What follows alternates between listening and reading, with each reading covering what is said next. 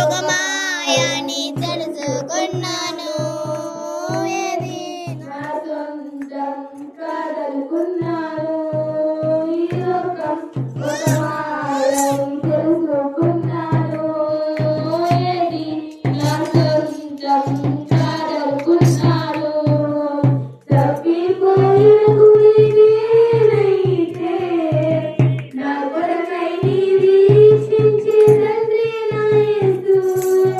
తప్పిపోయిన కుమారు నేనైతే నా కొరకై నిరీక్షించే తండ్రి నా యేసు ఈ లోకమంతా నేను వెతికినా నాకు లేదయ్యా ఎక్కడ ఆనందం నీ సన్నిధిలో తక్షణం గడిపినా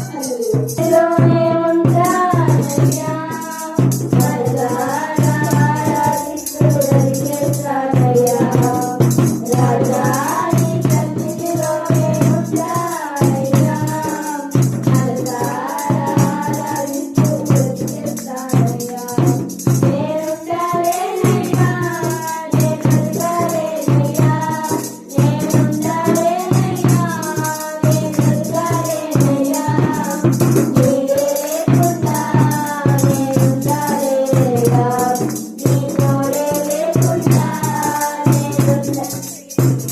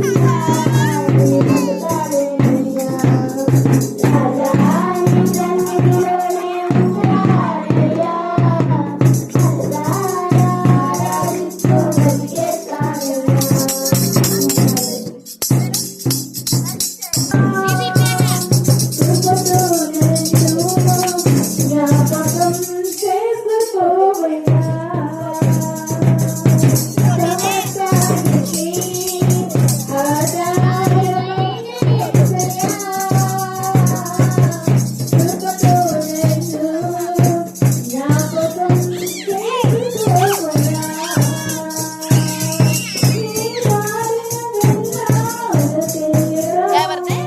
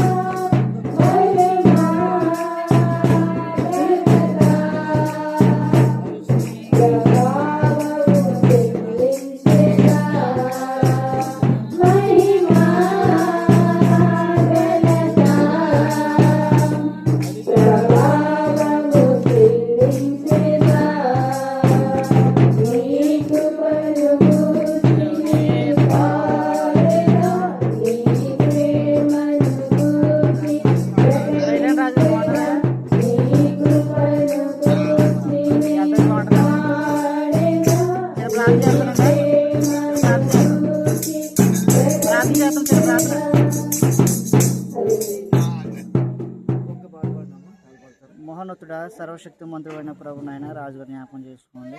ఇక్కడ ఉన్నందుకల మీరు మేలు చేయండి ప్రభు, సహాయం చేయండి. ఆరోగ్యంలో మేలు చేయండి ప్రభు, స్థిరపరచండి. ఊహించలేని కార్యాలు ప్రభు 2026లో చేయమని మీ ప్రభుత్వ బలపరచమని సంపూర్ణ స్వస్థతను ఊహించలేని కార్యాలు చేయండి. ఏసైనా పెట్టడుతున్నాం తండ్రి. ఆమేన్. ధన్యవాదాలు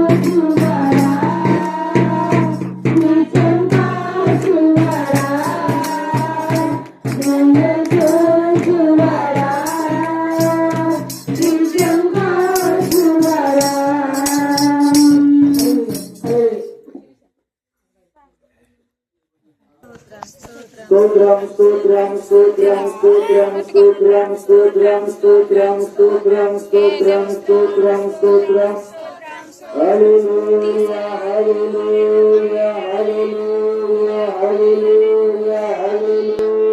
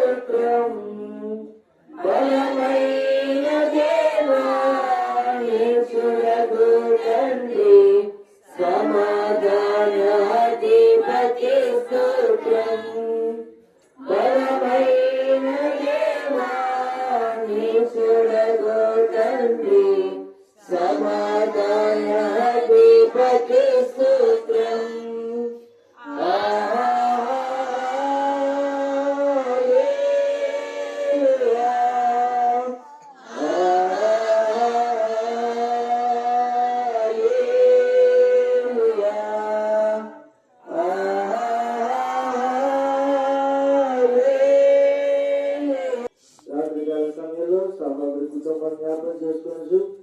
అలాగే బుధవారం నెక్స్ట్ వారం శుక్రవారం ప్రయాణంలో తోడుగా ఉండాలని రెసిడెన్స్ కుటుంబాన్ని జ్ఞాపకం చేసుకుంటూ ఇతర దేశాల్లో ఉన్న బంగ్లాదేశ్ కూడా జ్ఞాపకం చేసుకుంటాను. కుమార్తెను కూడా జ్ఞాపకం చేసుకుంటూ ప్రతి ఒక్కరి కొరకు ప్రార్థన చేద్దాం. సమయంలో క్షేమం కొరకు, అభివృద్ధి కొరకు, ఆరోగ్యం కొరకు అందరి గురించి కూడా ప్రార్థించారు. రాత్రి కుటుంబ నిమిత్తం దేవుడు సిద్ధపరిచిన ఇచ్చిన వర్తమానము ఏదైతే ఇచ్చి ఉన్నారో అది ప్రకటించడానికి ప్రతి ఒక్కరు విని ఈ సంవత్సరం అంతా కూడా క్షమాభివృద్ధిలో ఉండాలని జ్ఞాపకం చేసుకుని ప్రార్థన చేసుకుందాం. సమయంలో ప్రార్థన ఏకీపించండి.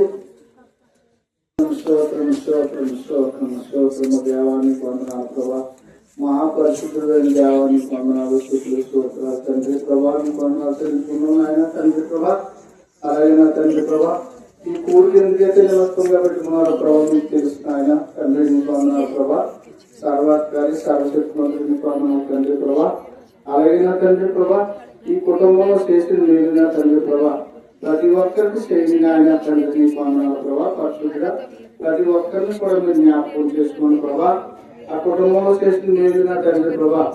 రంగారి గారిని నా తండ్రి ప్రభా మంగానే ఆ పాపను కూడా మీరు బలపరిచి ఈ కుటుంబాన్ని కూడా మీరు దీవించిన ఆయన, ఆశీర్వదించిన ఆయన తండ్రి నీకు వందనాలు ప్రభా. ఇంకా నా తండ్రి ప్రభా వేదికరంగా నడిపించిన ఆయన. అలాగే నా తండ్రి ప్రసాద్ గారిని కూడా మీరు జ్ఞాపకం చేసుకోండి ప్రభా. అలాగే నా తండ్రి కుటుంబం నిమిత్తమైన తండ్రి ప్రభా మీరు బలపరిచి జీవించి ఆశీర్వదించిన ఆయన తండ్రి. అలాగే నా తండ్రి అలాగే మాకు ఇచ్చిన జరిగింది కూడా మీరు జ్ఞాపకం చేసుకోండి ప్రభా. ప్రతి ఒక్కరిని ప్రతి కుటుంబాన్ని కూడా మీరు జ్ఞాపకం చేసుకుని నడిపించమని పోషించమని బంగారు పరమకుడిని బట్టి మరి అడిగేడుకున్నా పరమ తండ్రి. సృజించిన వాడు ఆయన నీ పాదములను త్రొట్టుల నీయుడు. నిన్ను కాపాడు వాడు కునుకడు నిద్రపోడు. ఇశ్రాయేలును కాపాడు వాడు కునుకడు నిద్రపోడు. యెహోవాయే నిన్ను కాపాడును. నీ కుడి ప్రక్కన యెహోవా నీకు నీడగా ఉండును. పగలు ఎండ దెబ్బైనను నీకు తగలదు, రాత్రి వెన్నెల దెబ్బైనను నీకు తగలదు. వ్యాపారము రాకుండా యెహోవా నిన్ను కాపాడును. ఆయన నీ ప్రాణములను కాపాడును. ఇది మొదలుకుని నిరంతరము నీ రాకపోకలందు యెహోవా నిన్ను కాపాడును.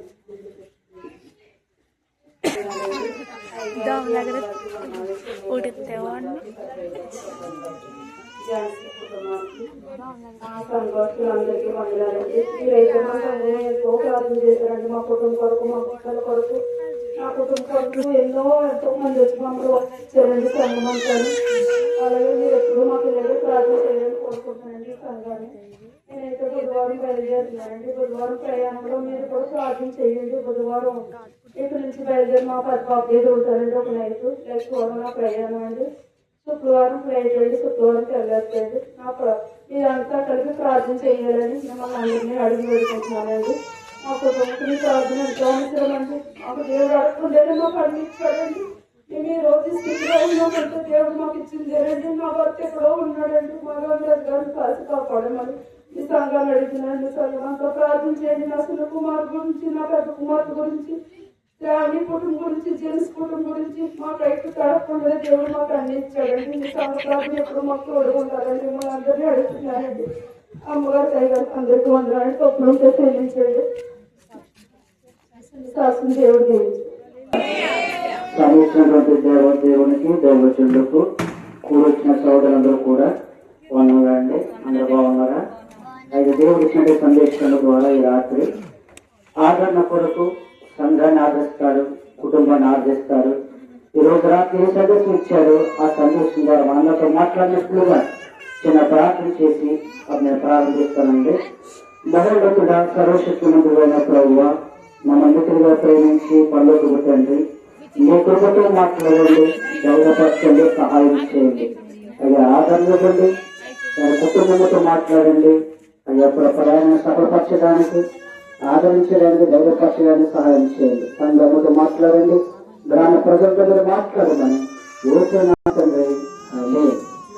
సందేశం దేవుని పని దృష్టి మీపై ఉన్నది. పని దృష్టి ద్వితీయోపదేశ కాండము 11వ అధ్యాయము 12వ చరణంలో, ద్వితీయోపదేశ కాండము 11వ అధ్యాయము 12వ చరణం.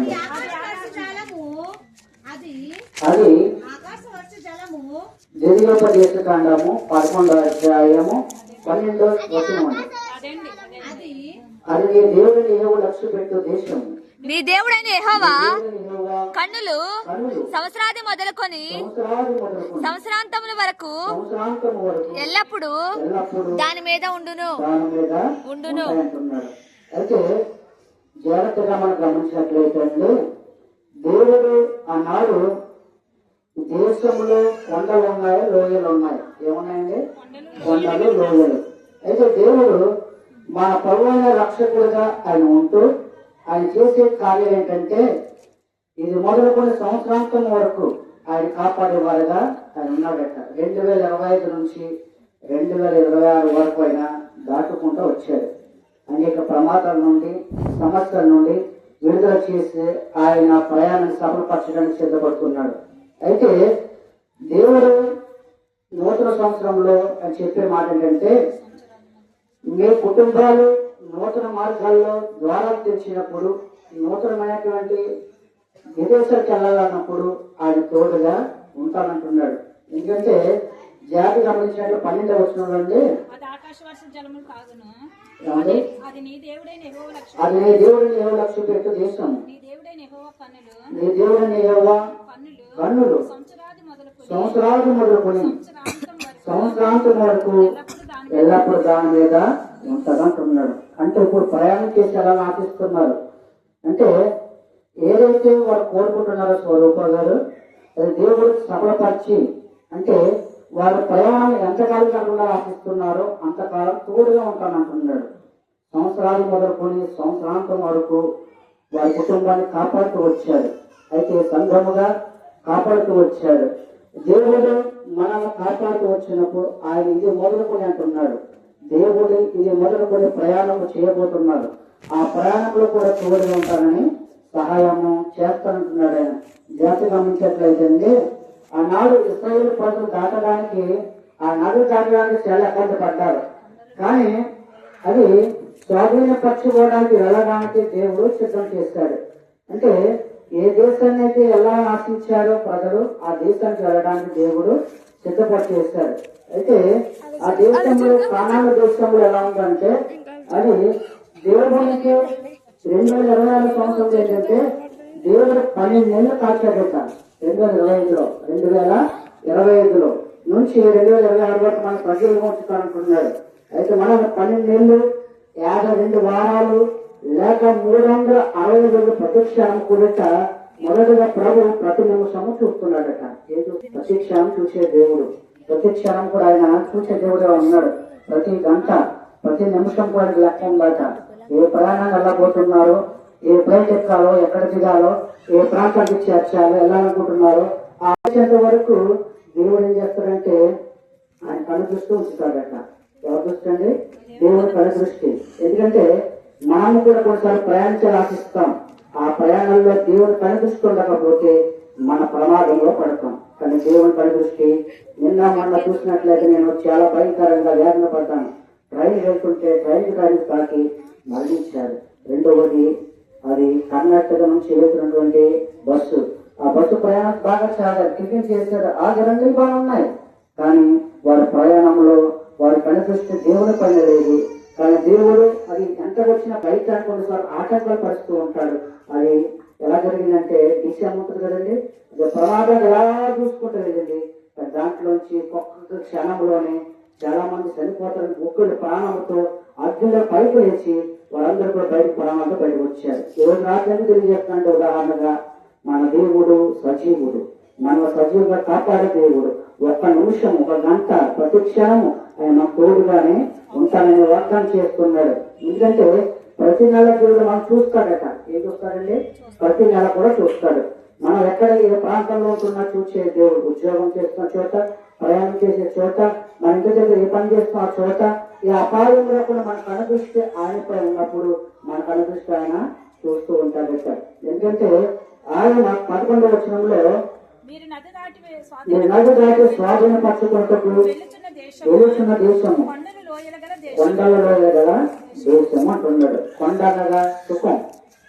ఏంటండి? కొండ అనగా సుఖానికి అర్థం ఉంది. రెండు లోయ అనగా దుఃఖం. అంటే దేవుడు సుఖ దుఃఖాల మధ్య నడిపించిపోతున్నాడు వారి ప్రయాణాన్ని, స్వరూప గారి ప్రయాణాన్ని. దుఃఖాలు ఉంటాయి, సుఖాలు ఉంటాయి. కానీ దేవుడు అంటున్నాడు సంవత్సరాంతం మొదలుకొని సంవత్సరాంతం వాటిని తోడుగా ఉంటానని వాగ్దానం చేస్తున్నాడు. ఎందుకంటే ఆయన ఆనాడు ప్రజలు లోయల గుండా వెళ్ళారట. ఏ గుండా అంటే లోయలు, శ్రమల గుండా, వేదన గుండా, సమస్యల గుండా వెళ్ళారు. కానీ దేవుడు వారికి తోడుగా ఉన్నారండి. ఎందుకంటే దేవుడు ఇర్మీయా ప్రవక్త 24వ అధ్యాయము 6వ వచనం చదవండి ఒకసారి. ఇర్మీయా 24:6. మీ చేతి వలన నాకు పాపం పుట్టించుకున్నట్లు నేను వారి మీద దృష్టి ఉంచును. వారికి మేలు కలిగినట్లుగా వారి దృష్టి ఉంచున్నాను అంటున్నాడు. అంటే దేవుడు మేలు చేయడానికైనా కను దృష్టి ఉంచుతాడనమాట అండి. అంటే దేవుడు ఏదైతే ఆశిస్తున్నాడో ఇర్మీయా ప్రవక్త ద్వారా ప్రజలకి ఒకసారి చదువుతారా? వారికి మేలు కలిగినట్లు నేను వారి మీద వారికి మేలు కలిగినట్లు నేను వారి మీద దృష్టి ఉంచుతూ ఈ దేశముకు వారి మరలా తీసుకుని వచ్చి పడగొట్టగా వారిని కట్టెదను, తెల్లగొట్టగా వారిని నాటెదను. 7వ చరణం. వారు పూర్ణ హృదయముతో నా యొక్కకు తిరిగి రాగా వారు నా జరుగునట్లను నేను వారి దేవుడైనట్లను ఈ ఎరువలని నన్ను ఎరుగుతూ ఉదయం వారికి ఇచ్చేదని అంటున్నాడు. అంటే ఇప్పుడు స్వరూపంగా ఏ దేశం అయితే తిరిగి కాముల ప్రాంతానికి వచ్చారో, కొంతకాలంగా నివసించారో, ఏ దేశం చేత దేవుడిని తీసుకెళ్ళని ఆశిస్తున్నారో ఆ దేశంలో మళ్ళా తీసుకెళ్లి దేవుడు అక్కడ క్షేమంగా కూర్చోబెడతానంటున్నాడు. ఎందుకంటే దేవుడు ప్రతి క్షణం కూడా మనకి తోడుగా ఉండేవాడు. అంటే మేలు కలగడానికి పేరు మధ్య, సమస్యల మధ్య, అవమానాల మధ్య దేవుడు మేలు చేయగల దేవుడే ఉన్నాడు.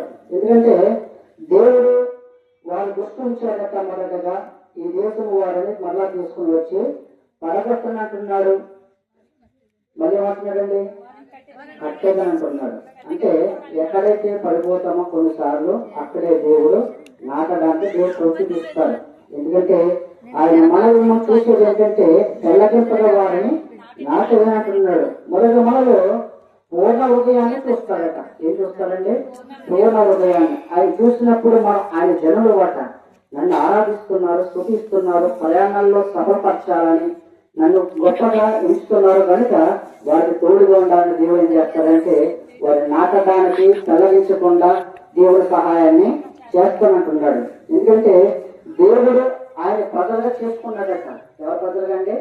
ఆనాడు ప్రజలు దేవుని ప్రజలుగా చేసుకున్నాడు. ఈనాడు మరి కుటుంబంలో ప్రజలుగా మనం చేసుకున్నాడు కనుక మనకు తోడుగా ఉండే దేవుడు. ఎందుకంటే దేవుని కనిపిస్తూ వాళ్ళు కలుగు మేలుగా టైటిల్ పెట్టుకోండి. మొదటిగా కీర్తన 33:19 చూసినట్లయితే, కీర్తన 33:19 యెహోవా దృష్టి యెహోవా దృష్టి ఆయన యందు ఆయన భయభక్తులు గల వారి మీదను భయభక్తులు గల వారి మీదను ఆయన కృప కొరకు ఆయన కృప కొరకు కనిపెట్టు వారి మీదను నేను చూచున్నది అంటున్నాడు. అంటే మొదటిగా యెహోవా దృష్టి ఏమన్నదట? ఆయన యందు భయభక్తులు గల వారి మీద దృష్టి ఉంటుందట, కేంద్ర దృష్టి.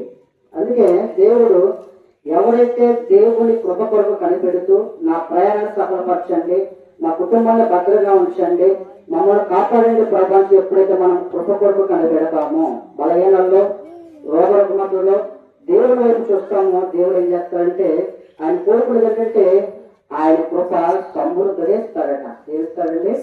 సమృద్ధిగా వాళ్ళని కోరుకుంటున్నాడు ఆయన. అయితే కుమ్మరిస్తాడట. దేవుని కృప నీపై ఉన్నప్పుడు, సమృద్ధిగా ఇస్తానన్నప్పుడు మనం ఆయన పైన కను దృష్టి ఉంచాలని నమ్మాలి. రెండవదిగా చూసినట్లయితే 2 దినవృత్తాంతాలు 16:9 2 దినవృత్తాంతాలు 16:9 చూడండి. తన ఎడల యథార్థ హృదయం గల వారిని బలపరచుటకే యెహోవా కను దృష్టి లోకమంతటా సంచారము చేస్తున్నది అంటున్నాడు. దేవుని కను దృష్టి మిమ్మల్ని బలపరచడానికి ఆయన లోకమంతా కూడా సంచారం చేస్తున్నాడట. ఎందుకంటే ప్రయాణంలో సంచారం చేసే దేవుడు ఎక్కడ మనం ఉన్నా, ఈ లోకంలో ఎక్కడ ఉన్నప్పటికీ దేవుడు కను దృష్టి మన మీద వస్తాడట. ఎందుకంటే దేవుడు యెషయా గ్రంథము 27:3 చూసినట్లయితే, యెషయా గ్రంథము 27:3 యెహోవాను నేను దానిని కాపు చేయుచున్నాను, నేను దానిని కాపు చేయుచున్నాను, ప్రతి నిమిషమున నేను దానికి నీరు కట్టుచున్నాను, నేను నీరు కట్టుచున్నాను, ఎవడను దాని మీదకి రాకుండానట్లు దేవారాత్రము దాన్ని కాపాడుచున్నాను, దేవరాత్రం దానిని కాపాడుచున్నాను కాపాడుచున్నాను అంటున్నాడు. ఎందుకంటే దేవుడు ఆనాడు ద్రాక్ష తోటకి కాపులు వేశాడట. ఏం వేశాడండి? కాపులు వేశాడు. ఎందుకంటే దేవుడు ద్రాక్ష తోటకి అంత ప్రాముఖ్యత ఇచ్చినప్పుడు మన కుటుంబానికి ఎందుకు ప్రాముఖ్యత ఇవ్వడు? మన జీవితానికి అర్థం చేసుకోండి. దేవుడు ఒక జీవితంలో ఆశ్చర్యకారాలు చేయాలని, అద్భుతం చేయాలన్నా అది ప్రత్యక్ష నీరు పోసేవాడట. ఏం పోసేవాడండి? నీరు పోసేవాడు, పోషించడానికి. ఈ రోజు మనం తాగడానికి ఎంతో నీరు ఉంది, ఆ నీరు సమృద్ధిగా ఇస్తున్నాడు. మనము సమృద్ధిగా ఆత్మ ఉన్నప్పుడు ఏ దేశం వెళ్ళినా, ఏ ప్రాంతానికి వెళ్ళినా మనకు ఆయన దృష్టి ఉంటుందని మర్చిపోడు అంటున్నాడు దేవుడి. రాత్రి సంఘంతో మాట్లాడుతున్నాడు, మరి స్వరూపంగా కుటుంబంతో మాట్లాడుతున్నాడు, రావుగా మాతో కూడా దర్శిస్తున్నాడు. ఎందుకంటే మన కనుదృష్టి ఎప్పుడైతే ఆయన యెహోవాను నేను దాని కాపు చూస్తున్నాడట. అంటే ప్రతి క్షణము ద్రాక్ష తోట జాగ్రత్తగా చూస్తున్నాడట ఆయన. ద్రాక్ష తోట అంటే సంఘం, లేక విశ్వాసం, లేక సేవకుడు అక్కడ వస్తాయి. అయితే దేవుడు ప్రతి క్షణం మనం కాపు చేసుకున్నాడట ఆయన. ఎన్నో ప్రమాదాలను తప్పించాడు, అవమానం నుంచి తప్పించాడు, వ్యాధి రుగ్మతులు తప్పించాడు. మనం ఎక్కడైతే భూములతో అక్కడి నుంచి లేవడానికి ఆయన దృష్టి ఉన్నదటండి. ఎందుకంటే ఆయన ప్రతి నిమిషం కూడా నేను దానికి నీరు కట్టుచున్నాను. నీరుకు అర్థం పరిశుద్ధాత్మ లేక వాక్య జ్ఞానం. ఈ రెండు నీ కుటుంబంలో ఉన్నప్పుడు ఎప్పుడైతే ఎవరైతే ప్రమాదం వస్తున్న అపాయంలో ఆలోచన చేస్తారో వాక్యం చదవడం మొదలు పెట్టండి, ప్రార్థన చేయడం మొదలు పెట్టండి. దేవుడు ఆత్మ స్వరూపి మనలో నివసించి ఆయన కాపుదల ఇచ్చేవారు ఉన్నారు. మొదటగా ఆయన కాపుదల ఇస్తున్నాడట, 2 నీరు కడుతున్నాడట, ప్రతిక్ష నీరు వేస్తున్నాడట దానికి తోటకి. సంఘానికి వాక్యం అవసరం, 2 ప్రార్థన జీవితము అవసరం. ఈ 2 ఏ కుటుంబాల్లో ఉంటాయో ప్రతిక్షణం నీ వైపు చూస్తాడు. అది విడిచిపెట్టే దేవుడు కాదు. ఎందుకంటే ఎవరు దాని మీదకి రాకుండానట్లు అంటున్నాడు. ఎవరు నీ మీద శత్రువులు వచ్చినా, అవమానాలు వేద్దామన్నా, నిందల మీద నిందలు వేద్దామన్నా శత్రువులు ఏం చేస్తారు తెలుసా? కొన్నిసార్లు అవమానపరచాలని చూస్తుంటారు, నీ ప్రయాణంలో అపాయాలు వెళ్ళని చూస్తారు. కానీ నా ప్రేమ అంటున్నారు, ప్రతి క్షణం నీ పైన కనిపిస్తూ ఉంది, నువ్వు వెళ్ళే మార్గంలో వాక్యం చదువుతున్నావో ప్రార్థన చేస్తున్నావో అవన్నీ కూడా దేవుడు చూసే దేవుడే ఉన్నాడు. ఒక తల్లిట ప్రతి క్షణము కూడా ఎక్కడైతే వసతిందో ఏ పట్టణానికి వెళ్ళాలో ఆ పట్టణం నుంచి ప్రతి క్షణం కూడా నన్ను కాపాడు ప్రభు ప్రార్థన చేసేదాన్ని మోకరించి మళ్ళీ బస్సు దిగిన తర్వాత ప్రభు నా ప్రయాణం దిగడానికి కూడా సహాయం చేస్తావు, అపాయం రాకుండా కాపాడు. ఆవిడ మళ్ళీ ఇంకో బస్సు ఎక్కిందట. ఆ బస్సు ప్రయాణం ఎక్కిన తర్వాత అయ్యా యజమానుడిగా అనుకుందట, నేను ఫలానా ప్రాంతానికి వెళ్ళాలి, ఆ ప్రాంతం వెళ్ళేంత వరకు నాకు వాహనం కావాలని అడిగినప్పుడు ఆ డ్రైవర్ ను కూడా అదుపులో పెట్టి దేవుడు కొన్నిసార్లు కారు అతిథి వచ్చినప్పుడట భయపడ్డాడట. కారు ఏంటంటే గమ్యం చేర్చడానికి స్పీడ్ నడుపుతున్నాడట. త్వరగా మేడం గారు తీసుకెళ్ళాలి, ఆవిడ గమ్యానికి చేర్చి మన పొడవ వచ్చేయాలి అన్నట్టుగా శివుడిలో కోసం భయపడ్డాడట. ఎంత స్పీడ్ కూర్చున్నాడు అనుకున్నాడట. కానీ ఆమె గమ్యం చేరడానికి అక్కడ వెళ్ళేటప్పటికీ మళ్ళీ మోకరించి ప్రార్థన చేస్తుందట.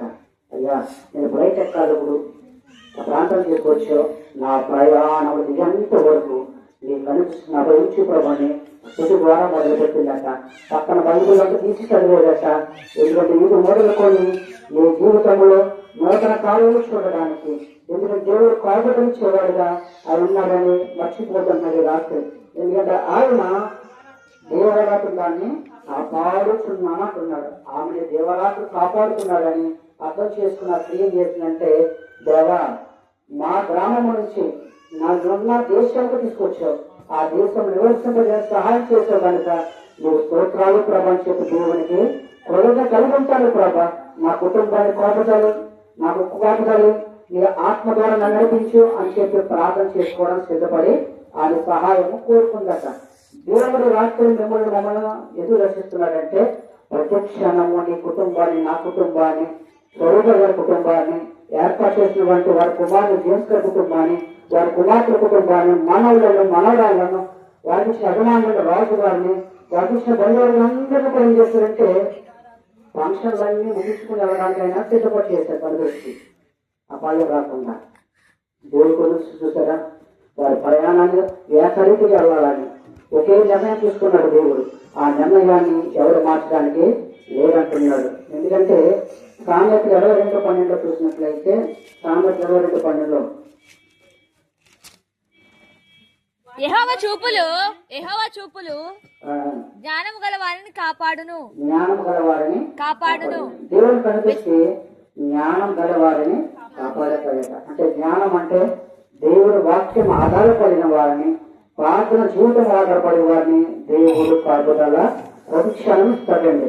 ఎందుకంటే 20 చూపులట. చూపులు ఏంటండి, కొంతమంది ప్రతి చూపులు జరిగితే ఆనందపడతారు, కొంతమంది పక్కింటి వారి చూపు కనిపిస్తూ నీ పైన పడితే అసూలు పడతారు. కానీ మా ప్రభు దృష్టట ప్రతి క్షణం నీవైతే ఉంటున్నట్టున్నాడు ఆయన. ఎందుకంటే ప్రతి క్షణం కూడా మనం ప్రార్థనించేవాడు. లోకసువార్త 12 ఏళ్ళు అంటాడు కదా, లోకసువార్త 12 ఏళ్ళు మీ తల వెంట్రుకలన్నీ లెక్కింపబడి ఉన్నవి, భయపడకుడి, మీరు అనేకమైన పిచ్చుకల కంటే శ్రేష్ఠులు కారా. మరియు నేను మీతో చెప్పినదేమనగా, నన్ను మనుషుల ఎదుట ఒప్పుకొన్న వాడెవడో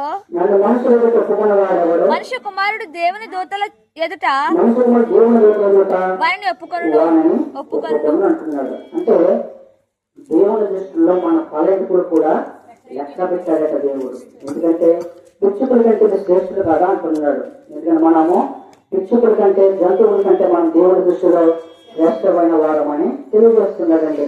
కీర్తన 17:8-9 చూసినట్లయితే, కీర్తన 17:8-9 ఒకడు తన కనుపాపను కాపాడినట్లు కృపాకటాక్షములను చూపును, ఒకడు తన కనుపాపం కాపాడినట్లు నన్ను కాపాడును అంటున్నాడు. ఎందుకంటే దేవుడట కృపాతిశయములను చూసే దేవుడే ఉన్నాడు. ఎందుకంటే ఒకడు తన కనుపాపను కాపాడినట్లు నన్ను కాపాడుతాడు అంటున్నాడు. ఒక కను పాప వల్లే ఆయన మనల్ని కాపాడేవాడు ఉన్నాడు. ఎందుకంటే దేవుడు మనల్ని కృప చూపించే వాడు ఉన్నాడు. ఆయన కనుదృష్టితో పాటు మన కను కూడా చూడకుండా ఉండాలని ఆయన వైపు చూసేవాడు ఉండాలని కోరుకుంటున్నాడండి. ద్వితీయోపదేశకాండం 32:10 చూసినట్లయితే, ద్వితీయోపదేశకాండము 32:10 అరణ్య ప్రదేశంలోను ఆ, భీకర ధ్వని గల పాడని ఎడారిలో అరణ్య ప్రదేశంలోను దేశంలో పాడని ఎడారిలోను వాని కనుగొని వాని కనుగొని ఆవరించి పరామర్శించి తన కనుపాపను వలె తన కనుపాప వాని కాపాడెను. ఇది జాగ్రత్త చూసినట్లయితే అంటే ఇశ్రాయేలును లెక్కను ప్రజలను చూస్తున్నాడట. ఏమనండి? ఇశ్రాయేల్ ప్రజల యొక్క లెక్క అంటే ఆయన సరిహద్దులు నియమించాడట. యెహోవాతో ఆయన జనమే, ఆయన స్వాస్థ్య భాగమే యాకోబే అంటున్నాడు. యాకోబు యొక్క కుటుంబం గురించి తెలియజేస్తూ ఈ రాత్రి మనతో మాట్లాడుతున్నాడు. పేకలు ధ్వని గల పాడైన ఎడారిలో వాని ఏ కనుగొని స్థలం అయితే పాడైపోయింది అనుకున్నావా ఆ స్థలంలో నిన్ను ఎంచుకోబోతున్నాను. ఏ స్థలంలో అయితే నువ్వు నివసించడం ఇష్టపడతలేదో ఆ స్థలంలో నిన్ను పడతానంటున్నాడు ఆయన. ఎందుకంటే దేవుడు మొదటగా వాడిని కనుగొన్నాడట. ఏం చేశాడు? యాకోబుని మొదటగా కనుగొన్నాడట. రెండు, ఆయన ఆవరించాడట. ఏం చేశాడంటే మొదటగా కనుగొన్నాడు యాకోబుని, రెండు ఆవరించాడు, మూడు పరామర్శించాడట. అలాగే ఆయన నాలుగు తన కనుపాపం వాడే కాపాడుతూ వచ్చాడట. దేవుడు మనల్ని కూడా కాపాడుతూ వస్తున్నాడు. ఎందుకంటే దేవుడు మొదటిగా మనల్ని కనుగొంటాడట. మన ప్రార్థన జీవితం ఎలా ఉందో, వాక్య జ్ఞానం ఎలా ఉందో, మన భక్తి ఎలా యథార్థమైన జీవితం దేవుని పైన ఉందా లేదో దేవుడు కనుగొంటాడు. మొదటిగా కనుగొన్న తర్వాత దేవుడు ఏం చేస్తాడంటే ఆయన రెండవది ఏం చేస్తాడంటే పరామర్శిస్తాడు, ఆవరిస్తాడు. కనుగొన్న తర్వాత ఆవరిస్తాడు. నువ్వు వాక్య జ్ఞానం ప్రార్థన చేసినప్పుడు ఆత్మ తట్టుకోదు. ఎంత ప్రార్థన చేస్తావో అంత అభిషేకంగా పెరుగుతుంది. ఆ ప్రార్థన ద్వారా నిన్ను ఏం చేస్తాడంటే ఆవరిస్తూ ఉంటాడు. ఆవరించిన తర్వాత పరామర్శిస్తాడు. కొన్నిసార్లు మనకి ఎటు వెళ్ళాలో తెలియని స్థితి, ప్రయాణం ఎటు వెళ్ళాలో తెలియదు. కానీ దేవుడు ఆ సమయంలో జ్ఞానము ఆరోగ్యాన్ని ఇవ్వడానికి, ప్రయాణ సమయపరచడానికి ఆయన మనల్ని పరామర్శిస్తూ వస్తూ ఉంటాడు. పరామర్శించడమే కాదు, ఆయన కనుపాటు వాడే కాపాడుతాడు మన కుటుంబాన్ని. ఎందుకంటే కీర్తన 121:4 చదివారు కదా. కీర్తన 121:4 కీర్తన 121:4 ఎక్కడైనా కాపాడువాడు కొనుకడు నిద్రపోడట, యెహోవా నిన్ను కాపాడువాడట. అంటే ఇశ్రాయేలు ప్రజలను కాపాడకుండా ఉండలేడు. అనగా దేవుని ప్రజలను కాపాడకుండా ఆయన నిద్రపోడట. మనం రాత్రి నిద్ర వస్తే పడుకుంటాం, ఆయన ప్రతి క్షణం పడుకోడట.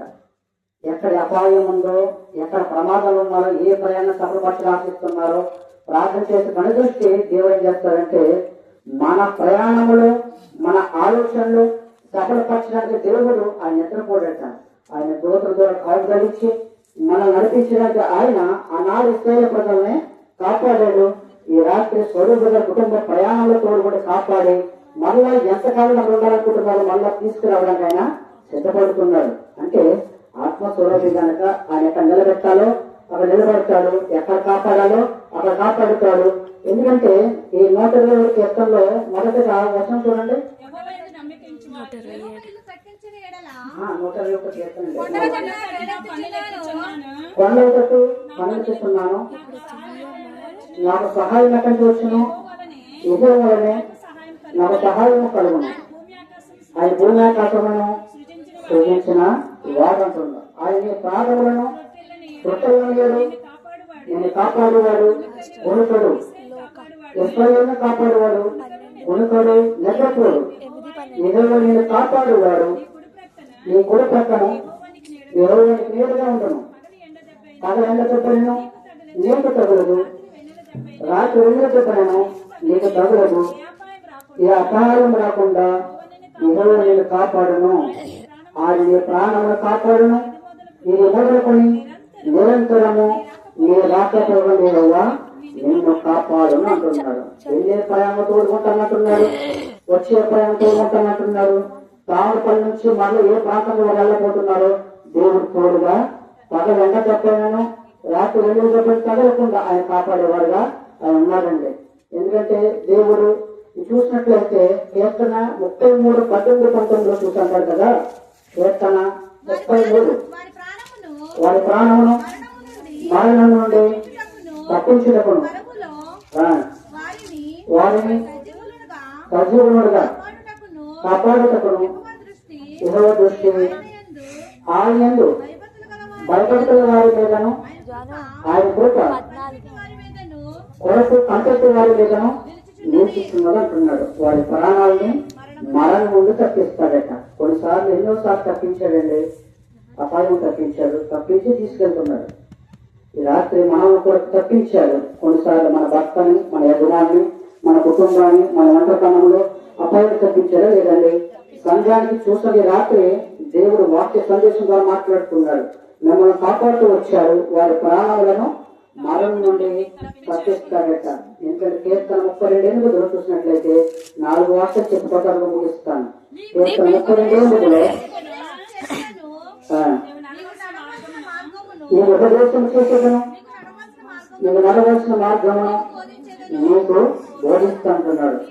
నీవు దృష్టికి ఆలోచన చెప్పేదంటున్నాడు. అంటే మొదటిగా ఉపదేశము అనగా వాక్యాన్ని వినిపించి పంపిస్తున్నాడు. ఆయన ఏం చేస్తున్నాడండి? వాక్యం. ఈ రాత్రి సంఘముతో మాట్లాడుతున్నాడు, ఒకరితో కాదు. దేవుడు మొదటి వాక్యం తోడుగా ఉంటానంటున్నాడు. 2 నువ్వు వెళ్ళవలసిన మార్గాన్ని తోడుగా ఉంటానంటున్నాడు. ఎలా నడగాలో నీకు బోధిస్తానంటున్నాడు. అంటే ఆయన నీ మీద దృష్టి ఉంచి ఇది ఆలోచన చెప్పేదని అంటున్నాడు. ఆలోచన ఇస్తాడు. కొన్నిసార్లు ఏ మార్గాన్ని ఎలా వెళ్ళాలో, ఏ బయట ఎక్కితే బాగుంటుందో, ఈ ప్రమాదం జరుగుతున్న చోట ఏం చేస్తాడంటే ఆత్మ ప్రేరేపణ ఇస్తాడు. నువ్వు ఎక్కడికో అన్నప్పుడు ఎక్కకూడదు. ప్రజలు కూడా కొన్నిసార్లు ఎక్కకూడదు అన్నప్పుడు నేను ఎక్కుతానని అన్నారనుకో, అది నిలుచుగా నీకు నువ్వే పాలిస్తున్నట్లు లెక్క. అంటే దేవుడు ఆత్మ ప్రేరేపణ ఇచ్చినప్పుడు దేవుడు ఆ బండిని ఎక్కకూడదు. కొన్నిసార్లు ఉదాహరణగా నా అంతటా నేనే బండి ఎక్కకూడదు అనుకున్నాను. ఏమనుకున్నానండి? బండి ఎక్కకూడదు. వాహనం ఒక బండి ఫుల్ అయిపోయింది, 2ది ఫుల్ అయిపోయింది, 3ది కూడా ఫుల్ అయిపోతుంటే ఒక ఆయన అన్నాడు, నన్ను అంటున్న లోపల అంటుంది ఎక్కగా అంటుంది ఆత్మ. ఆ బండి ఎక్కిన తర్వాత కొంతమంది కింద పడిపోయారు. ఎందుకంటే దేవుడు పరిశీలన చేయడానికి మన ఆత్మ ప్రేరేపించి మన కనిపిస్తే ఆయన వచ్చినప్పుడు ఏ ప్రమాదం రాకుండా కాపాడుతుండే దేవుడు ఉన్నాడు. ఆ బండ్లను ఎక్కుంటే ఈ రాత్రికాలమే మధ్య నేను ఉండేవాడు కాదేమో. దేవుడు కృప ఆయన ఉన్నప్పుడు ఆత్మతో నడిపించేవాడుగా, ఆయన బోధించేవాడుగా, నడిపించేవాడుగా మన ప్రయాణాన్ని సఫలపరిచేవాడుగా ఉంటాడు. నీకు ఉపదేశం చేసిన తర్వాత ఆయన దేవుని దృష్టి నిలుపుతాడట. ఏముంచుతాడండి? దేవుని దృష్టి నిలిపి అన్ని విధాలుగా ఏ మార్గం అయితే లేదనుకుంటామో ఆ మార్గాలను నడిపిస్తాడు. ఏ మార్గం అయితే మూసిపోయింది అనుకుంటామో ఆ మార్గంలోనే ద్వారాలు తెలుస్తాడు. చివరిగా 2 వాక్యాలు చెప్పి ముగిస్తానండి. జకర్యా 4:10 చూసినట్లయితే, జకర్యా 4:10 కొంతవరకు చూడండి. జకర్యా 4:10 కార్యములు అల్పమై ఉన్న కాలమును ధృవీకరించిన వాడెవడు? లోకమంతటను సంచారము చేయు యెహోవా యొక్క 7 నేత్రములు జెరుబ్బయలు చేతిలో గుండును చూచి సంతోషించును. అంటే కార్యములు అల్పమైన కాలం ధృవీకరించిన వాడు ఎవరు అంటున్నాడు. కొంచెం కార్యం చేసినప్పుడు, నేను కార్యం చేసినప్పుడు ఎవరు ఆపగలడు? నీ ప్రయాణాన్ని ఎవరు ఆపుతారు? నువ్వు ప్రయాణాన్ని ఎలా పోతున్నావు? నా దృష్టిలో కనుదృష్టి ఉంది, ప్రయాణాన్ని సఫలపడంటే జగబేలు అడ్డగించి అంటున్నాడు.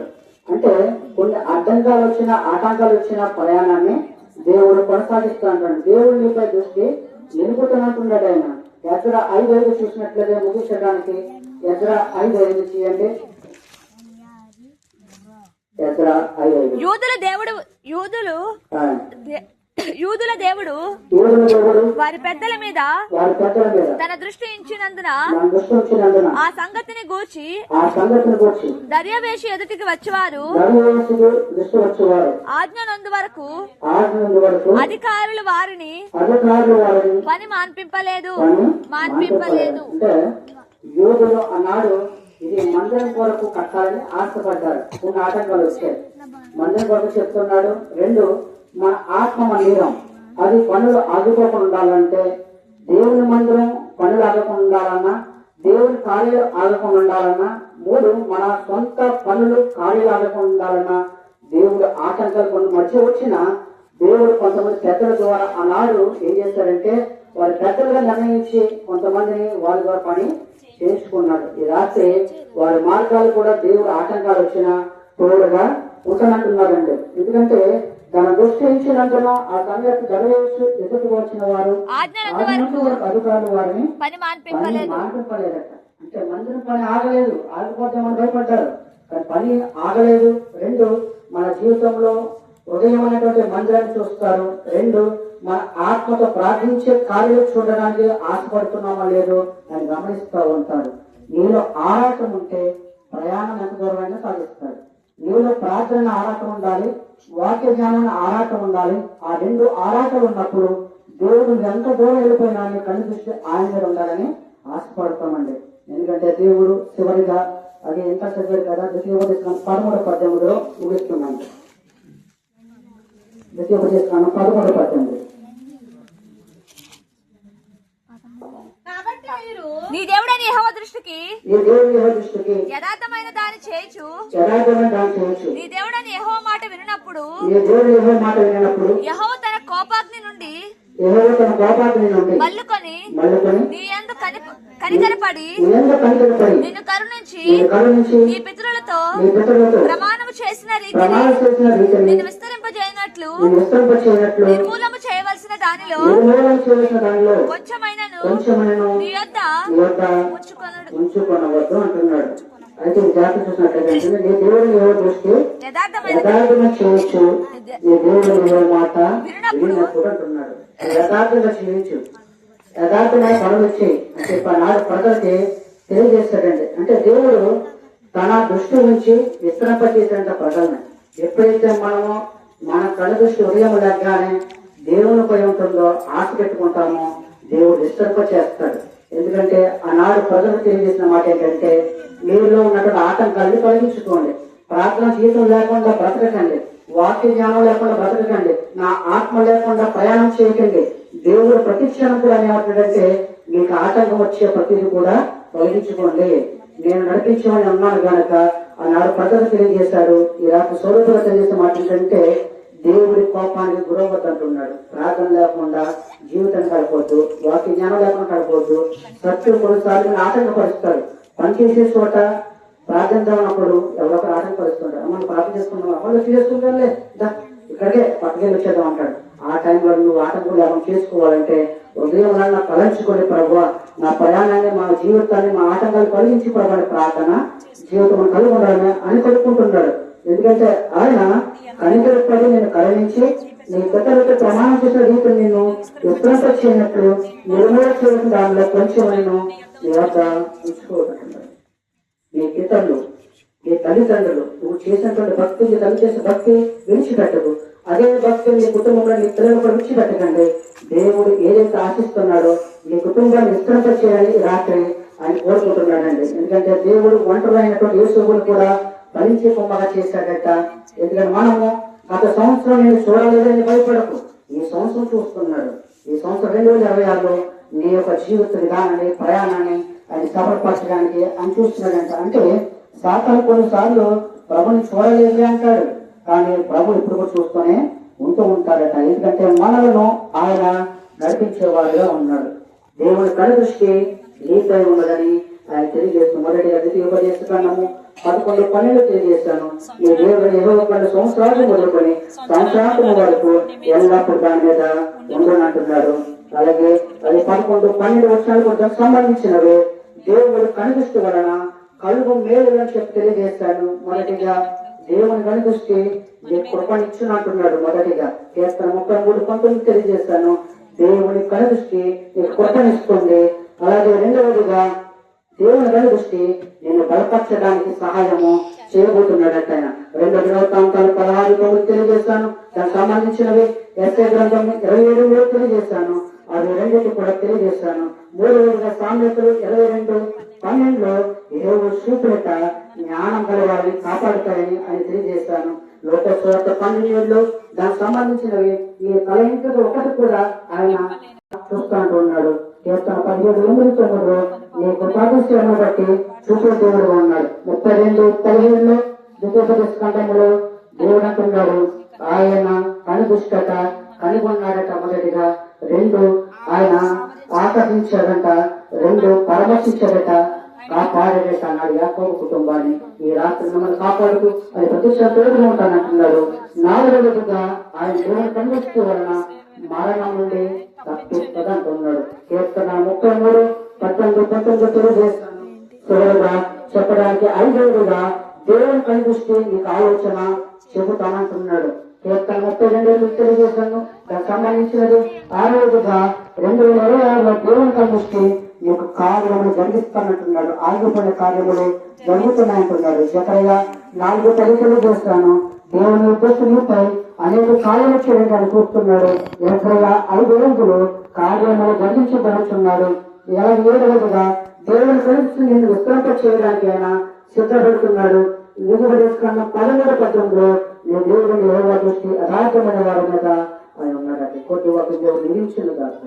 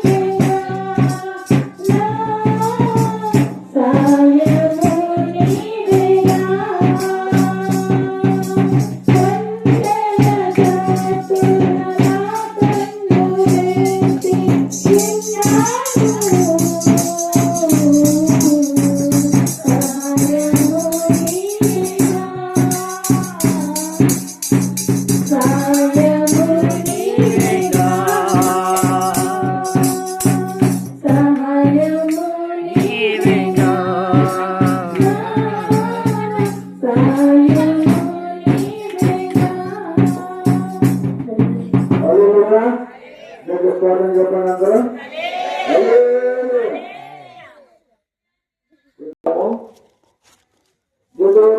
గ్రంథము 33వ అధ్యాయము 28వ వచనం చదవండి. వారు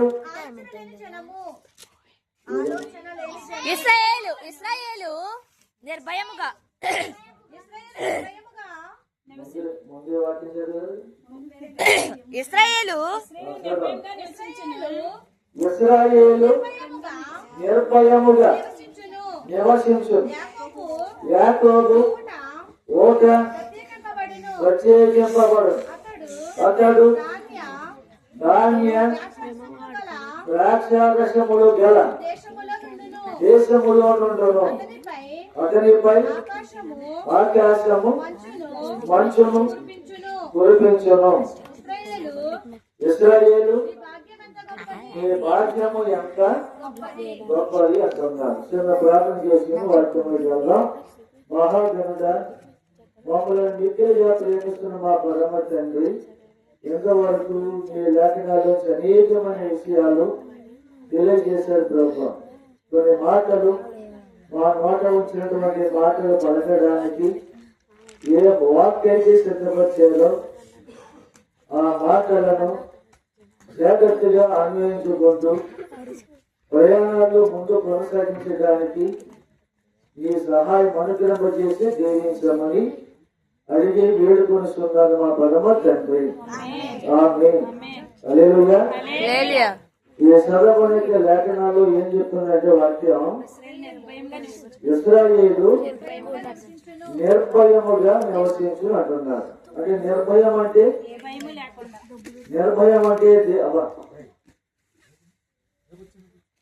ఇశ్రాయేలు నిర్భయముగా నివసించును అంటే ఎందుకు మాట చెప్పాడంటే తాను దేవుని యందు మహా భయభక్తులు కలిగిన వాడు అంచేత ఇశ్రాయేలుకు దేవుని యొక్క భయం అనేది లేదు. మోసే దీవిస్తున్నాడు కొన్ని గోత్రాలను. ఆ గోత్రాల్లో ఈ గోత్రం ఏ గోత్రం చెప్పండి? అది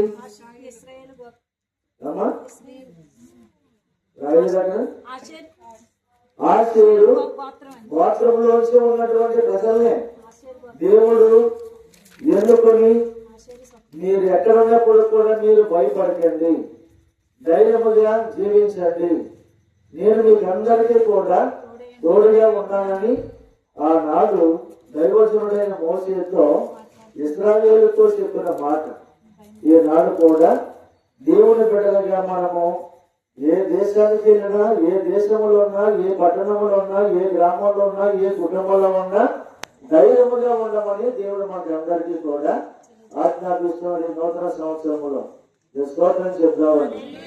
అంటే కింద చదువు వాక్యం, యాకోబు యొక్క ఓట ప్రత్యేకింపబడును. యాకోబు యొక్క ఓట అంటే దేవుడు తనకిచ్చినటువంటి ప్రతిష్టత.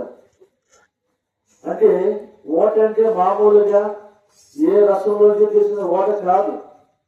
దేవుడి తన స్వాస్థ్యములోంచి సిద్ధపరిచినటువంటి ఒక సాంప్రదాయమైనటువంటి ఒక సంగతిని తన జీవితంలో నెరవేర్చడానికి ప్రత్యేకపరుచుకున్నాడు.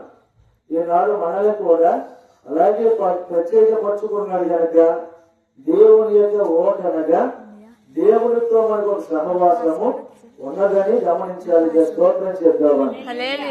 అంచేత ఇశ్రాయేలు ఎలా అయితే ప్రతిష్ట చేసుకున్నాడో, ప్రత్యేకించబడుకున్నాడో, నిర్భయముగా నీవు జీవించని చెప్తున్నాడు. ఈనాడు కూడా అదే వాక్యము ఈ కుటుంబానికి అందరికీ కూడా, కుటుంబానికే కాకుండా మనకి అందరికీ కూడా దేవుని యందు విశ్వాసము కలిగిన ప్రతి ఒక్కరికి కూడా ఈ వాక్యం మనకి హెచ్చరిక ఇస్తుంది. అంటే గత 2025 సంవత్సరంలో ఎన్నో భయాలు ఇలా సాక్షి చెప్పారు కదా సహోదరి, అనేకమైన ప్రాణాపాయాల నుంచి దేవుడు తప్పించి అనేకమైన సంఘటనలు ఎదుర్కొన్నారు. అదే కాదు, దేవుని బిడ్డలుగా ఎవరైనా ఎన్నుకున్న సందర్భాన్ని బట్టి, ఆ ఎదురవుతున్నటువంటి పరిస్థితులను బట్టి మనకి ఇంకా ఏమి కానక మనం ఏం చేస్తామంటే ధైర్యాన్ని కోల్పోతాం. ఆ ధైర్యాన్ని కోల్పోకుండా దేవుడు మనకి ఈ యొక్క ఇశ్రాయేలుతో ఎలా అయితే మాట్లాడుతున్నావు, ఎన్ని పరిస్థితులు నీకు ఎదురైనప్పటికీ కూడా నిర్భయముగా భయము లేకుండా జీవించు అని సెలవిస్తూ ఉన్నారు. స్తోత్రం చెప్తామని. తర్వాత అతడు ధాన్య ద్రాక్ష రసం కూడా దేశంలో ఉన్నాడట. చూడండి, కానాన్ దేశం అంటే ఎలాంటి దేశం అది? పాలు తేనెలు ప్రవశించు దేశం అంట. ఇక్కడ మనకి మన దేశంలో కొంతమంది బర్రెలు మేపుకుంటారు, కొంతమంది ఆవులను మేపుకుంటారు. బర్రెలు మేపుకున్న ఆవులు మేపుకొని ఎన్ని పాలు వస్తాయి పూటకి? కనీసం ఖరీదైన బర్రె అయితే ఒక 3 లీటర్లు వస్తాయి. లేక ఆవైతే ఇంకా బాగా ఎక్కువ రేటు కలిగినటువంటి బాగా కొంచెం ఆరోగ్యంగా ఉన్న ఆవు అయితే ఒక 4 లీటర్లు పాలు ఇవ్వచ్చు. కానీ కానాన్ దేశంలో ఉన్నటువంటి ఆవులట పూటకి 60 లీటర్లు పాలు ఇస్తాయట. ఎన్ని లీటర్లు అంటే 60 లీటర్లు పాలు ఇస్తాయట. కానీ వాటిని ఎవరు కూడా పట్టించుకోలేదు. వాటిని ఆ దారిలో కారిపోతున్నప్పుడు కూడా ఇంకా సమృద్ధిగా ఉన్నాయి వాళ్ళకి, ఇంకా వాటిని కూడా పిండలు ఏరట వాళ్ళు. అంత సమృద్ధమైన దేశంలో అలాంటి పశువులు కూడా దేవుడు ఏర్పాటు చేశారు. ఎందుకంటే ఆ దేశంలో నివసించిన వారికి వారు తేనెలు ప్రవశించు దేశంలో ప్రవేశించిన ఇశ్రాయేలు ప్రజలకు ఆయనే స్వాస్థ్యము నుండి సమృద్ధిగా ఆయన అనుగ్రహం చేసిన గొప్ప దేవుడు. స్తోత్రం చేయాలి. కింద వచ్చి చదవండి. అతనిపై ఆకాశ మంచును కురిపించను. ఆకాశ మంచు చూడండి, రాత్రి వేళ ఎంత మంచు పడుతుంది ఇక్కడ. అదే మంచులో చూడండి, మనకి ఇళ్లలో ఉన్నాం కనుక మనకి ఏదో పట్టడం లేదు. అదే బయటకు వస్తే మంచు కొంచెం తగ్గుతుంది. కానీ ఎడారిలో వృక్షాలు ఉంటాయి, ఆ వృక్షాలకి నీరు ఉండదు. ఆ మంచే ఆధారం. ఆ మంచే లేకపోతే ఆ వృక్షాలు ఫలితాన్ని ఇవ్వలేవు. అలాగే ఎడారిలో ఉన్న వృక్షాలకి ఎలాగైతే మంచు ఆధారమై ఉన్నదో మన కుటుంబాలకి మంచు కంటే తెల్లమైన వాడు, బలమైన వాడు దేవాడు దేవుడు మన మీద ఆయన ఆత్మశక్తిని కుమ్మరిస్తూ మనకి తోడై ఉన్నాడని మనం జ్ఞాపకం చేసుకోవాలి. స్తోత్రం చెప్తామని. తర్వాత చదవండి. ఇశ్రాయేలు ఈ భాగ్యం ఎంత గొప్పదని చెప్పి వర్ణిస్తూ ఉన్నారు. అలాంటి గొప్ప భాగ్యాన్ని పొందుకున్నా నీవు. ఎందుకు? నీ మీద ఆశీర్వాదాలు ఉన్నాయి కదా, ఎంత బలమైన కార్యాలు ఉన్నాయి కదా. నీవు నిర్భయంగా బ్రతుకు. నీ జీవితంలో అనేకమైన కార్యాలు ఇంకా పొందగలవు అని చెప్పాలి. దేవుని యొక్క వాక్యం ప్రకారముగా ఒక దైవజనుడైన మోషే ఆ ఇశ్రాయేలును బలపడుతున్న దేవుడు ఈనాడు కూడా మనల్ని కూడా బలపరిచే దేవుడు ఉన్నాడని నమ్మాలని స్తోత్రం చేద్దాం. చూడండి, ఆదికాండము 26వ అధ్యాయము 2-3 వచనాలు చదవండి. అక్కడ అక్కడ యెహోవా అతనికి యెహోవా అతనికి ప్రత్యక్షమై నీవు ఐగుప్తులోనికి వెళ్ళక నీవు ఐగుప్తులోనికి వెళ్ళక నేను నీతో చెప్పు దేశమందు నివసించుము ఈ దేశమందు పరవాసి అయి ఉండుము. నేను నీకు తోడయుండి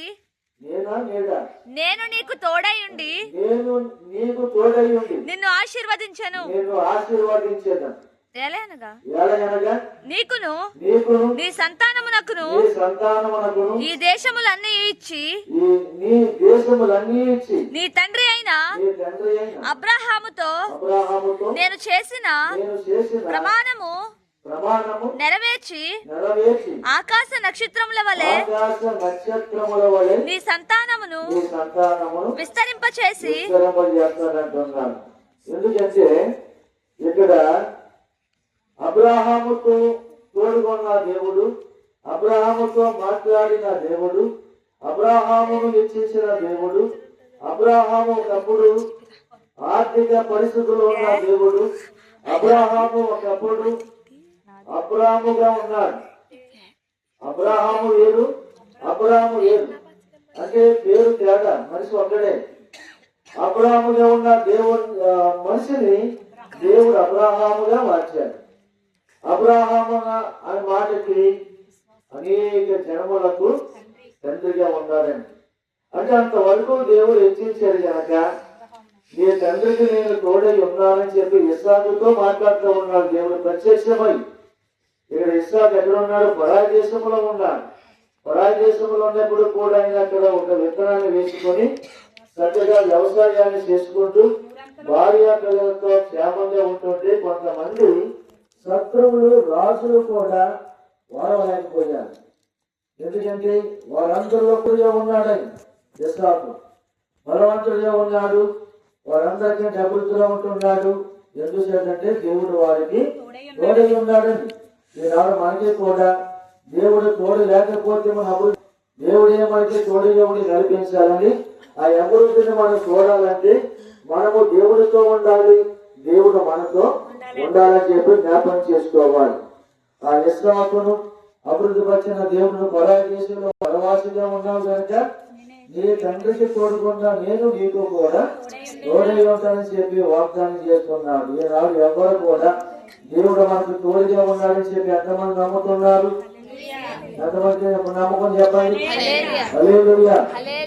నమ్మకం మనం ఏం చేయాలంటే భయపడకుండా అన్ని విషయాల్లో మనకి ముందుగా ధైర్యముగా కొనసాగించాలి. మన ప్రయాణంలో కానీ, గృహంలో కానీ, మనకి ఇచ్చినటువంటి శ్వాసంలో కానీ అన్ని విషయాల్లో కూడా దేవుడే మన సహాయము చేస్తాడు. స్తోత్రం చెప్తామని. తర్వాత చూడండి 5వ వచనం చదవండి.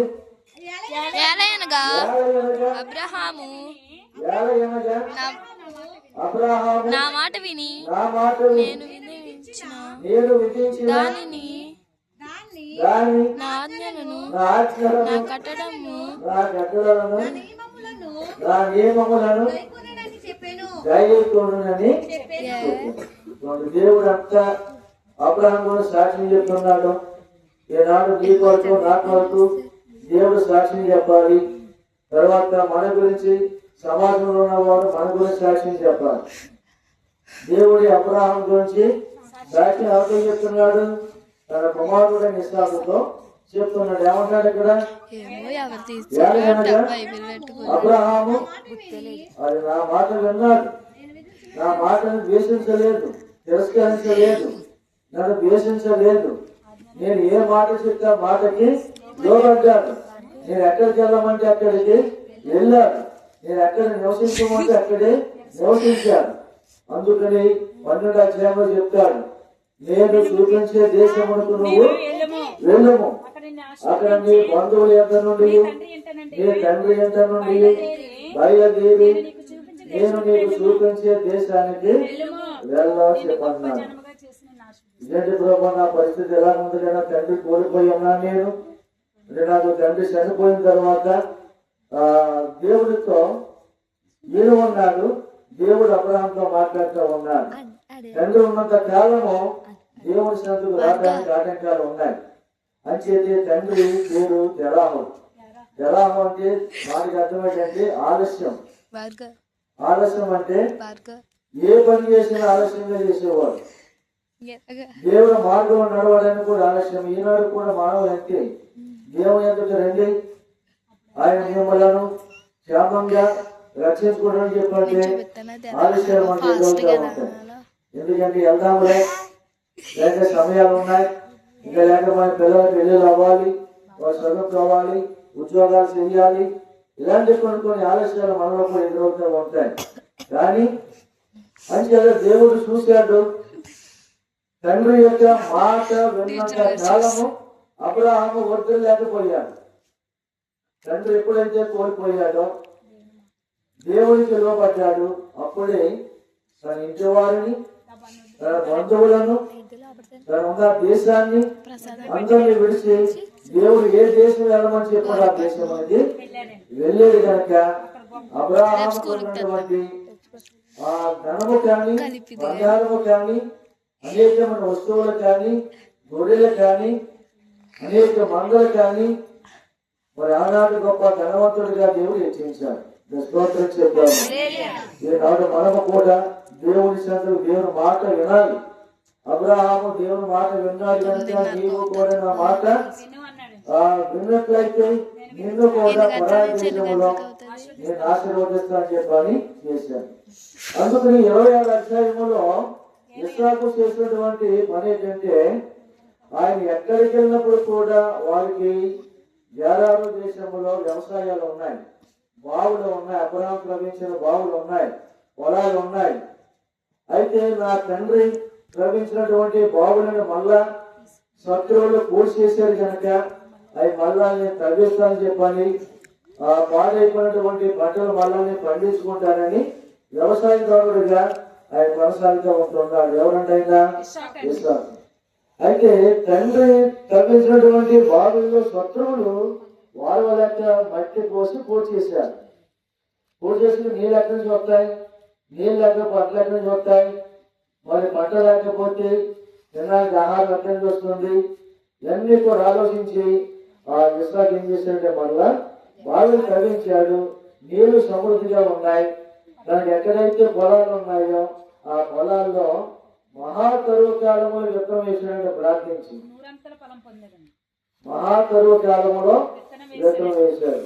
మంచిగా నాడు మా సహోదరులు కూడా తెలియజేసిన మాట ఏంటంటే, మీరు ఎప్పుడైనా ఆకుమల్లు వేసినప్పుడు విత్తనం జల్లేటప్పుడు, అంటే ఆకుమడికి విత్తనాలు జల్లే ముందు దాన్ని విత్తనాలను దేవుని సన్నిధికి తీసుకొచ్చి ప్రార్థించి వెళ్ళి ఆ విత్తనం వేస్తే ఇస్సాకుకి సమృద్ధిగా ఉన్న పంటలను మనకి కూడా ఇస్తారు. నేను స్తోత్రం చెప్తాను. దేవుని సన్నిధికి విత్తనం వేసే ముందు ఎవరు వస్తారంటే మోడీ గారు వస్తారు. ఆ స్వాప నుంచి మోడీ తీసుకొచ్చి మందిరంలో నింపుతారు. అక్కడ ప్రార్థన చేసి మళ్ళా బయటకు వెళ్తారు. అంత విశ్వాసం మనకే కూడా ఉండి ఆ దేవుని యొక్క విస్తారమైన పంటలు విత్తనం దేవుని చేతికి అప్పచెప్తే ఆ విత్తనాన్ని దేవుడి ఫలిస్తూ ఉంటాయి. స్తోత్రం చెప్తాము. అందుచేత అంత గొప్పవాడు అవడానికి అవుతున్నాడు. శత్రువులు ఏం చేస్తున్నారంటే అసూయ పడుతున్నారు. అసూయ పడుతున్న కొద్ది కూడా మళ్ళా మీరు మా మధ్య ఉండొచ్చు, మాకంటే బలవంతుడైపోయావు, నువ్వు మాకంటే ధనుకుడైపోతున్నావు. అందుచేతనే రాజు ఏం చేశాడంటే కొంతమంది మంత్రులు కూడా ఏకమయ్యి ఆ ప్రాంతానికి మరొక ప్రాంతాన్ని పంపేశాడు. అక్కడ కూడా విత్తనం వేశాడు. అక్కడ దూరంగా దేవుడు భరించాడు, ఆశీర్వదించాడు. అంటే దేవుని బిడ్డలు ఎంతమంది ఆటంకాలు పెట్టినా, ఎంతమంది బలహీనం చేసినా దేవుడు మనకు తోడుంటే మన ఎవరిలో కూడా బలపరచడానికి బలహీనం చేయడానికి కూడా ఎవరి తరం కూడా రాదు. స్తోత్రం చెప్పామని అంచేత పరాయి దేశంలో ఉన్న ఇస్సాకు ఎక్కడికి వెళ్ళినప్పుడు కూడా ఆయనకి ఆశీర్వాదాలు ఉన్నాయి, మంచి సమృద్ధమైన పంటలు కూడా పండుతున్నాయి. గొప్పవారిగా శత్రువుల మధ్యన దేవుడు ఆశీర్వదించాడు.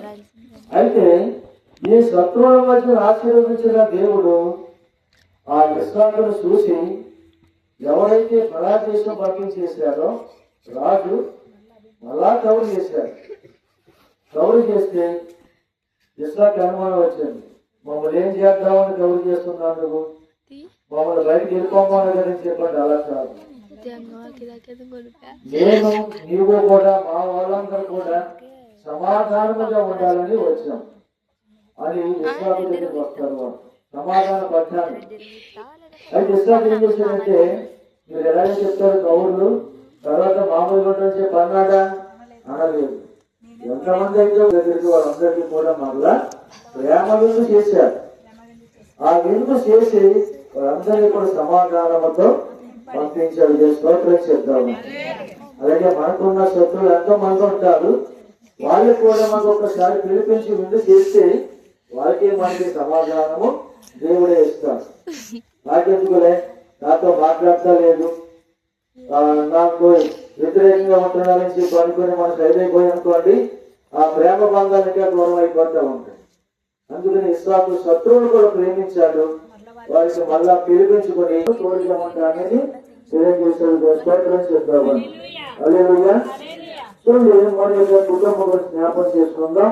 యెహోషువ గ్రంథము 18వ అధ్యాయము 1 నుండి 3వ వచనాలు చదవండి. ఇశ్రాయేలీయుల ఆ దేశమును స్వాధీనపరుచుకున్న తర్వాత వారందరూ శిలోహునకు కూడి వచ్చి అక్కడ ప్రత్యక్షపు గుడారము వేసి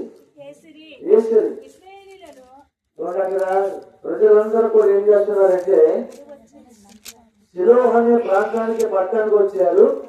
అక్కడ వాళ్ళందరూ కూడా ప్రత్యక్ష గుడారాన్ని వేసుకున్నారు. అది దానికి అర్థం ఏంటంటే, దేవుని ప్రజలుగా మన ఇంటిలో దేవుని సన్నిధి ఉండాలి, మన హృదయంలో దేవుని సన్నిధి ఉండాలి. ఎక్కడ ఉన్నప్పటికీ కూడా దేవుని పరిశుద్ధ గ్రంథాన్ని కూడా తీసుకుని వెళ్తూ ఉండాలి.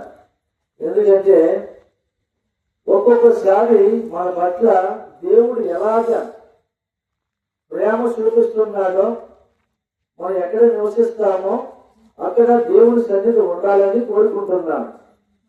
నీవు ఎక్కడ నివసించినా నేను నీతో కూడా ఉండాలి, నా ఆనందాన్ని సంతోషాన్ని నీ ఇంటిలో ఉండాలని చెప్పి కోరుకుంటూ ఉన్నాను అని చెప్పి ప్రజలందరూ కూడా ఏం చేశారంటే, శిలోహ్ అనే ప్రాంతానికి వచ్చినప్పుడు ఒక ఆ దేశము స్వాధీనం చేసుకున్న తర్వాత శిలోహ్ అనేటువంటి ప్రాంతంలో పట్టణములో అక్కడ ప్రత్యక్ష గుడారాన్ని దేవుని మందిరాన్ని ఏర్పాటు చేసుకున్నాము. అంటే దేవుని మందిరం అంటే మన ప్రయాణంలో ఉన్న ఎలా చెప్పనుకోవచ్చు, నీవే దేవుని ఒక మందిరంగా మారిపోవాలి.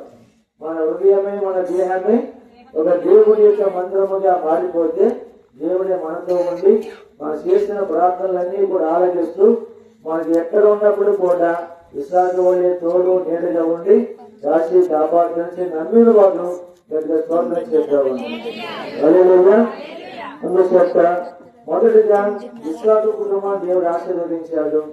రెండవదిగా ఇశ్రాయేలు కుటుంబాన్ని కూడా ఆశీర్వదించాడు. మూడవదిగా ఇశ్రాయేలు ప్రజలందరినీ కూడా వారి మధ్యన దేవుని యొక్క కాపుదల నుంచి వారిని కాపాడుతూ ఉన్నారు కనుక శిలోహులో కూడా సమూయేలు ప్రవక్త న్యాయ తీర్పు తీర్చేవాడు. అందుకని ఆ ప్రాంతానికి గొప్ప పేరుంది. అలాగే మనము కూడా దేవుడి కొరకు జీవిస్తే మనకి దేవుడు తోడుగా ఉండి ఈ సంవత్సరం అంతా కూడా కుటుంబానికి మనకందరికీ కూడా సహాయం చేసి అందరి మీద కూడా కృపాకనికరంలో దేవుడిచ్చి నడిపించాలని, అటువంటి కుటుంబాలుగా మనందరి కుటుంబాలు ఉండాలని ఎంతమంది కోరుకుంటున్నారు?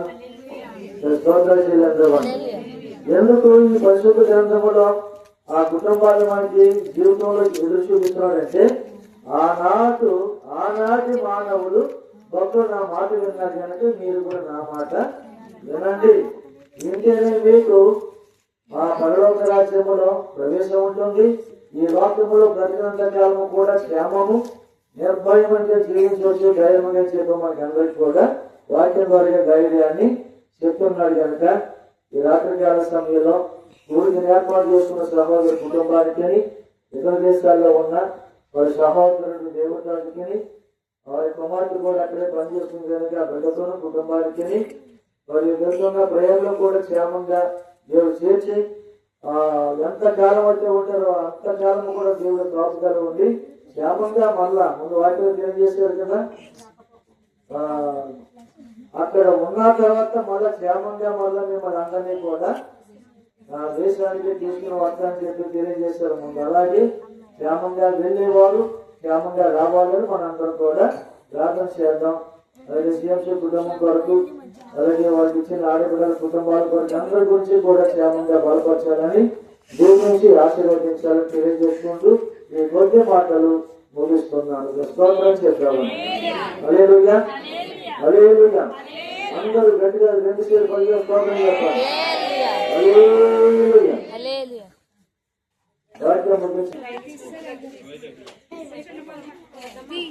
చిన్న ప్రార్థన చేసిన తర్వాత పాడలు కానీ ప్రార్థన చేసి పంచబడుతుంటారు. మీరు పాట పాడాలి. ప్రార్థన చేద్దాం.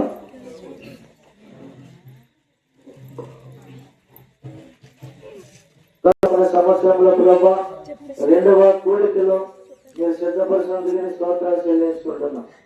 రాత్రి అయితే ప్రభు సిద్ధ గృహంగా ఏర్పాటు చేసుకున్నారు. ఈ రోజైతే రాత్రికి ఏర్పాటు చేసుకున్నారు. కుటుంబాన్ని దీవెనకరంగా నడిపించండి. సహోదరులు వెళ్తున్న ప్రయాణంలో క్షేమంగా కడ వరకు కూడా మీరు సహాయం చేసి బలపరచండి. ఇస్సాకు తోడుగా ఉన్న దేవుడు, అబ్రహాముకు తోడుకున్న దేవుడు, ముందు లేచిన వాక్య సందేశానికి ఆ భక్తులకు తోడుకున్న దేవుడు ఈనాడు కూడా కుటుంబానికి తోడుగా నడిపించండి. అలాగే జేమ్స్ కుటుంబాన్ని జ్ఞాపకం చేసుకుంటున్నాం. ఎంతో భయంకరమైన ఆపదలను తప్పించి క్షేమకరముగా ఆరోగ్యాలు ఇచ్చి నడిపించి మళ్ళా మీ సాక్షులుగా నిలబెట్టుకున్నందుకు స్తోత్రాలు. ఎందుకంటే ఆ మహావేదనకరములో మీరిచిన గర్భ ఫలాన్ని సంతోషముగా చూడడానికి స్తోత్రాలు. ఆ బిడ్డ కూడా ప్రతి దినములన్నిటి కూడా మీ ఆయుష్ను ఆరోగ్యం దయచేసి బలపరచండి. అలాగే మీరు ఇచ్చిన కుటుంబంలో రామలక్ష్మి కుటుంబం జ్ఞాపకం చేసుకుంటున్నాం. అలాగే గ్రామీణ కుటుంబాన్ని మరియు గ్రామీణ కుటుంబం జ్ఞాపకం చేసుకుని అందరినీ కూడా ఆశీర్వదించండి. అలాగే దాన్ని మీ కృపణ కట్టి జేమ్స్ కుటుంబం జ్ఞాపకం చేసుకుని చేస్తున్న పరిపటిని తోడే నడిపించండి. ఊరు వచ్చిన సహోదరులుగా ప్రతి ఒక్కరిని కూడా పెద్దలుగా చిన్నలుగా రూపులుగా అందరినీ కూడా దీవించి ఆస్వాదించండి. అలాగే సహోదరుడు ప్రసాద్ గారి కుటుంబంతో జ్ఞాపకం చేసుకుంటున్నాం. వారికి ఇచ్చిన కుటుంబాలందరినీ కూడా దీవించి ఆశీర్వదించండి. ప్రతి ఒక్కరిని కూడా మీ ప్రోగ్రాలు ఇచ్చే సంవత్సరం అంతా కూడా దయచేసి నడిపించండి. మరి అర్పించినటువంటి అర్పణ కూడా దీవించి ఆశీర్వదించమని, వారికి రావాల్సిన ప్రతిభను దయచేయమని ఇప్పుడు అందరికీ ఈ సిద్ధపరిచే అల్పాహారాన్ని సమృద్ధిగా దయచేసి మహిమ ఘనత ప్రభావం మీరు పొందుకొని ఈ కోరిక నిమిత్తం ఈ రాత్రి ఎంతటి నామాన్ని బట్టి ఖర్చు చేశారు. అంతకంటే ప్రతిఫలం కుటుంబానికి అనుగ్రహం చేసి దీవించండి.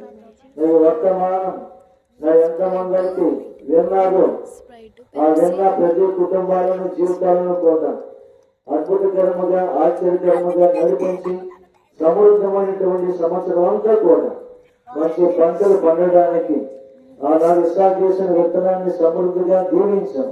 అలాగే ప్రతి ఒక్కరు కూడా వేసిన విత్తనాలు దీవించండి, పొలాలను ఆశీర్వదించండి, భూమిని దీవించండి, శత్రువు దయచేయండి, వాళ్ళ పశువులు కూడా దీవించమని రాత్రి కాల సమయం కూడా వచ్చిన మాకందరికీ కూడా ఈ సహాయము సన్నిధి నడిపించమని ఇక దాన్ని వెళ్తున్న ప్రయాణంలో ముందుగా మీ చిత్తానికి అక్షేపి ఉన్నాం.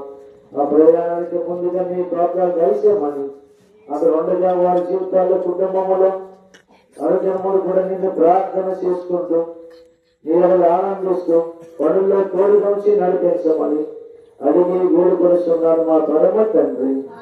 ఆమేన్.